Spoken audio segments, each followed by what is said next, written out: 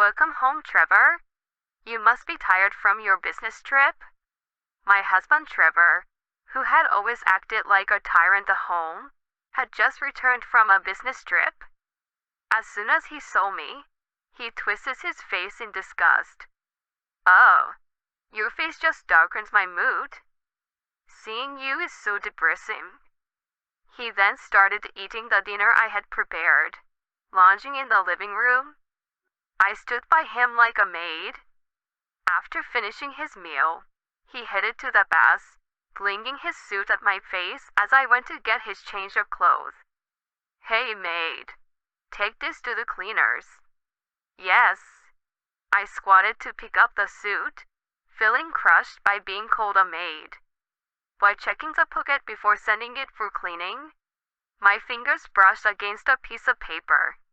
Unfolding it, my eyes widened in shock. At that moment, I realized everything. Ah, I see how it is. Well, if that's the case, I have my own plan. Soon, he would be begging me, his face pale with fear. My name is Brianna, a 31-year-old working from home as a web designer.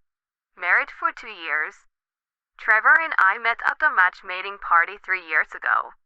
He is a sales rep at a small company and used to play rugby. His assertive approach initially seemed manly and reliable to me, who had a little experience in love. A year into dating, he proposed, and I accepted, dreaming of a happy family life. I can't wait to start a happy family with you, Brianna. Me neither, Trevor. I'm looking forward to our future. Well, first off, you should quit your job. What? I worked at a big web production company then. I was a lead there and felt fulfilled. I actually want to keep working even after we got married. Of course, you have to quit your job. No way I'm going to support a wife who just slacks off at home. I felt a bit irked by his comment, but I decided to let it go for now and asked, why do I have to quit? If you keep working after we are married, it's like I'm not man enough to support you. It's embarrassing, so just quit your job, okay? He had some rather old-fashioned views about men being men. I never expected him to go this far, though. But your job can be done from home, right? So just work from home. End of discussion. In the end, I couldn't oppose him and reluctantly left my job. I decided to become a freelance web designer working from home. Honestly, I did miss my old job, but I couldn't stand up to Trevor. Later, he and I rented an apartment and started living together. However, soon after we got married, I was shocked to discover something. Trevor couldn't handle basically any work around the house. We hadn't lived together before getting married. I had been living alone, while he had always lived with his parents, even after starting his career. Maybe that's why he couldn't even do basic things like cooking or using the washing machine. Initially, I thought he would learn in time, but he showed no interest in doing so. He would just dump all the housework on me and spend his time as he pleased, often playing video games. My frustration with him kept growing. One day, I couldn't take it anymore and decided to talk to him. Hey Trevor, could you please start doing a bit more housework? What did you say? He sat up from the couch where he'd been lounging and scrolling through his phone, looking annoyed. I'm saying you need to help out more with the housework, Trevor. Why? He looked genuinely confused, so I replied in surprise. Because we live together. You need to share in the housework. What are you talking about, Brianna? It's always been understood that housework is wife's job. His casual dismissal confused me. Are you being serious? It's normal for both spouses to share housework. I'm working too, you know. but you were just playing around on the computer at home. Calling that a job is an exaggeration. It doesn't matter whether you work outside or not. Housework is a wife's responsibility. That's not right. His dependable and manly nature, which I admired, turned out to be just a facade of a demurring husband. No matter what I said, he wouldn't listen. So I ended up doing all the housework. Time passed, and about a year into our marriage, Trevor started coming home late and being away more often, saying he was busy at work. His attitude at home became increasingly arrogant. One night, when he didn't return home even past 11 p.m., I finished the housework and went to bed early. Then, late at night, he came home and woke me up. "Hey, Brianna, wake up." "What? What's going on, Trevor?" I asked, rubbing my eyes, and he yelled at me. "How dare you sleep before your husband comes home?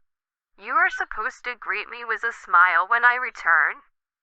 But I tried to contact you, but you didn't respond, and I have work tomorrow. No excuses. When I come home, you should greet me with a smile, have dinner and a bath ready." "You are joking, right?" "Of course not. Now get up. I'm hungry, so make me some late-night snacks." I looked at the clock. It was past 2 a.m. At this hour, give me a break. Just make the snack. If you don't listen, we might as well get a divorce. Shocked by his mention of divorce, I got up. Nervously, I made the snack as he instructed.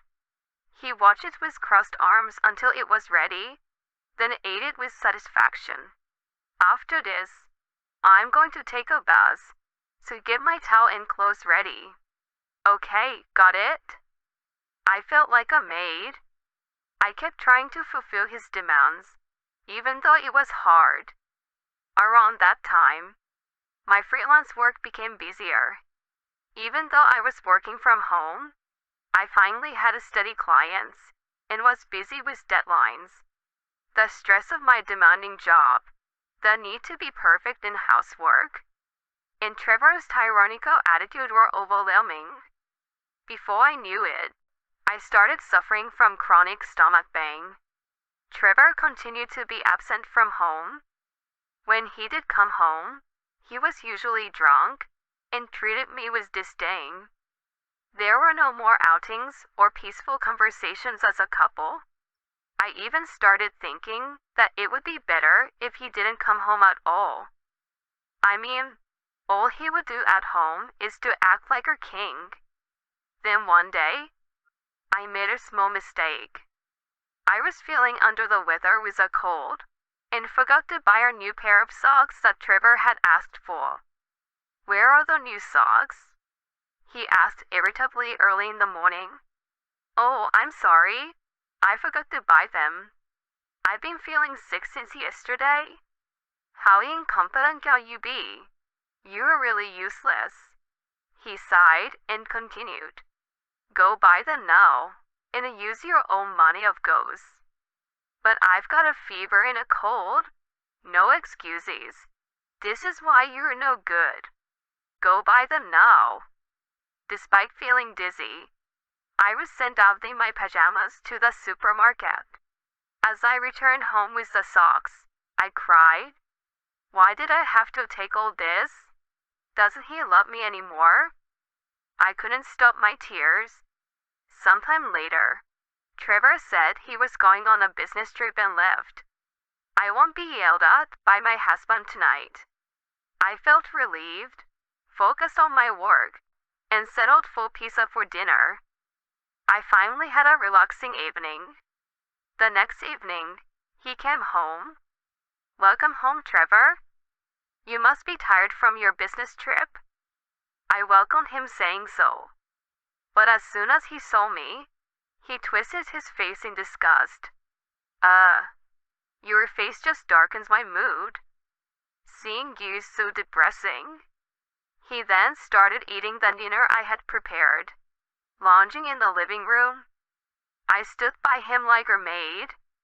After finishing his meal, he headed to the bath, flinging his suit at my face as I went to get his change of clothes. "Hey, maid, take this to the cleaners." "Yes." I squatted to pick up the suit, feeling crushed by being called a maid. While checking the pockets before sending it for cleaning, my fingers brushed against a piece of paper. Unfolding it, my eyes widened in shock.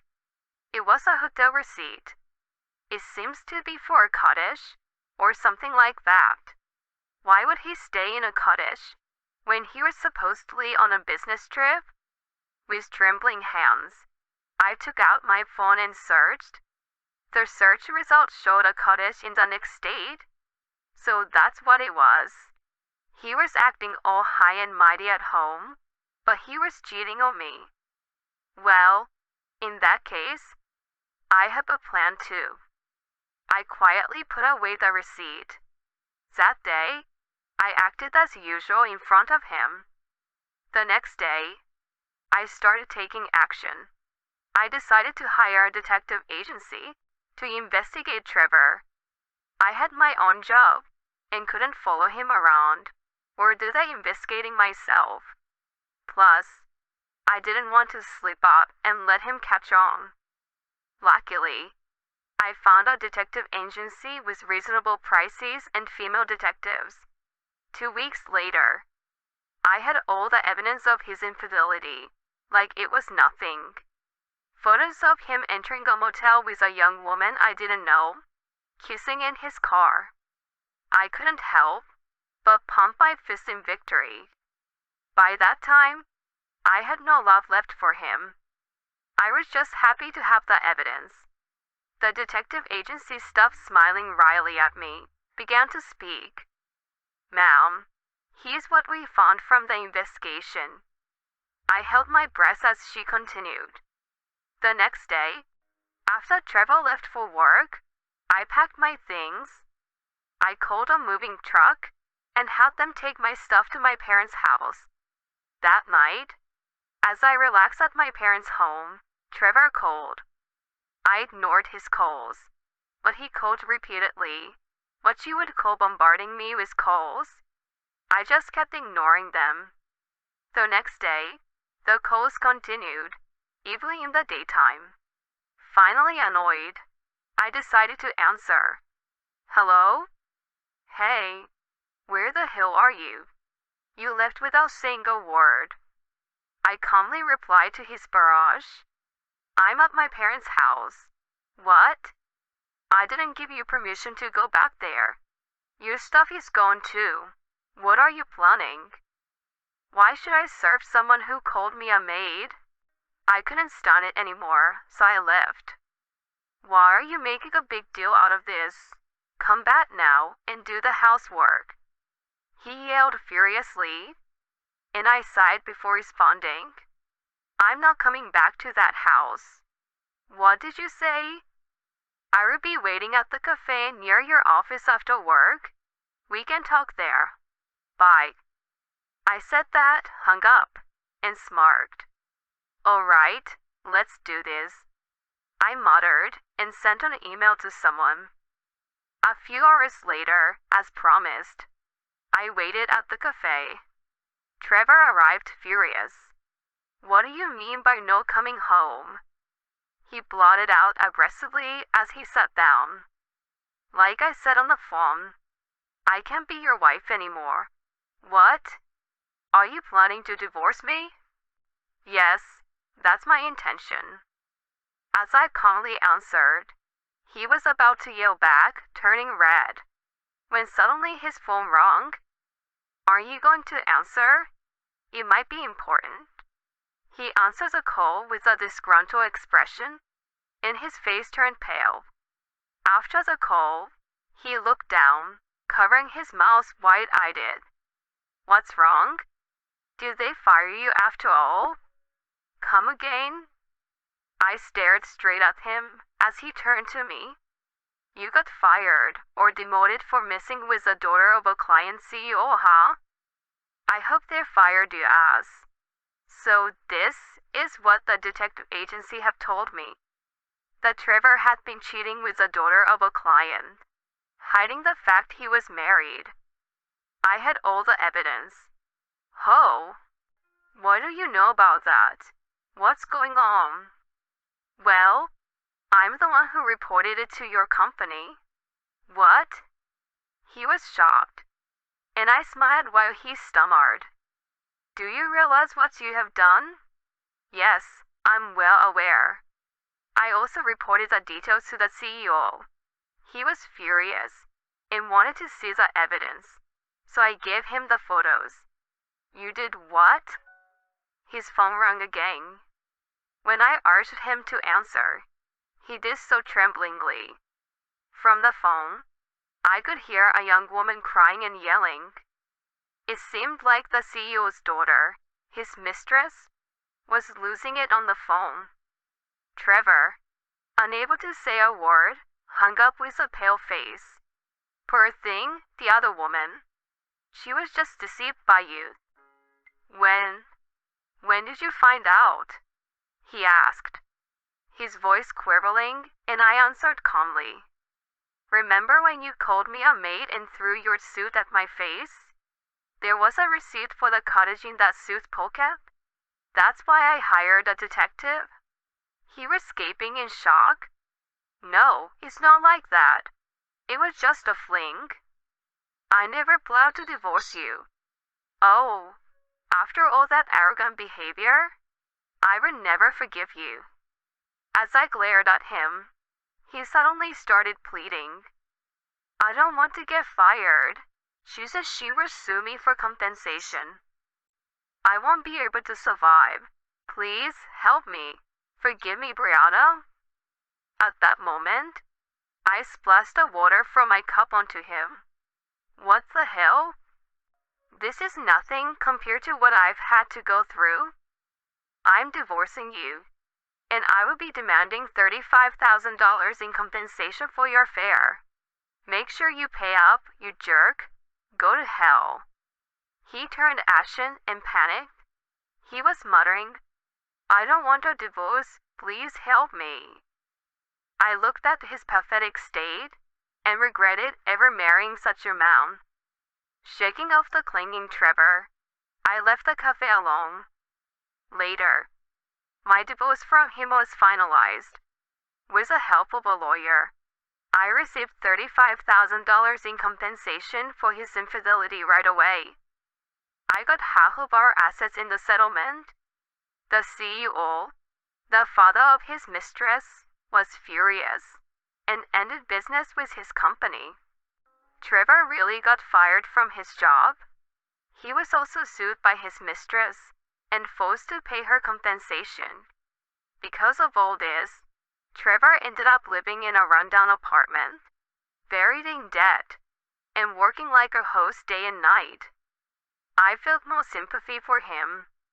He got what he deserved. As for me, I used the alimony to move into our new apartment and live comfortably. My career is thriving, and I'm earning more now than when I was single. It's more than enough to live on my own. From now on, I want to take care of myself and carve out a bright future.